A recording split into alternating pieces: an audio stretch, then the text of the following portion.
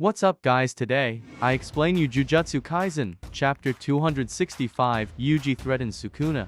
In the previous chapter of Jujutsu Kaisen, fans got to see Yuji open his domain for the very first time. This was a development that fans expected would happen at some point in the series, because Yuji is the main character. With the story now coming close to its end, it was a given that he would go on to unlock his domain expansion, and that is precisely what happened in the story. Yuji unlocked his domain and surprised the fans when he was at a train station. Fans believed the station to be his domain, but as things stand, it is unclear as to what his domain truly is. This was also hinted at by Sukuna at the very beginning of the chapter, where he implied that when sorcerers fight, sometimes they connect on an emotional level due to cursed energy being born from humans in the first place. Sukuna also mentions that he thinks this is something different. He asks Yuji whether it is his domain, but Yuji himself doesn't know what exactly it is. As things stand, it is unclear what power Yuji is utilizing. However, this ability seems to be somewhat different from a usual domain expansion,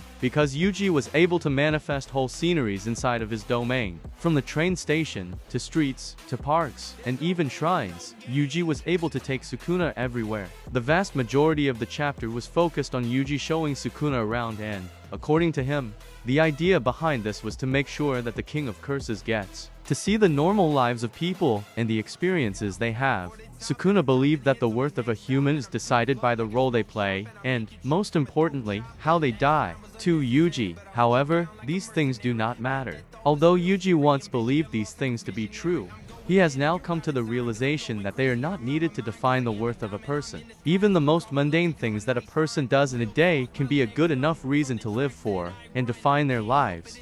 It would make for a life worth living, and that is the conclusion that Yuji has come to. Fans got to see the vast majority of the chapter through the eyes of Yuji, and his perspective change in real time. This was a phenomenal part of the story. However, in terms of Sukuna's character growth, fans did not get to see anything new because they already knew that nothing Yuji does is going to affect him in any way.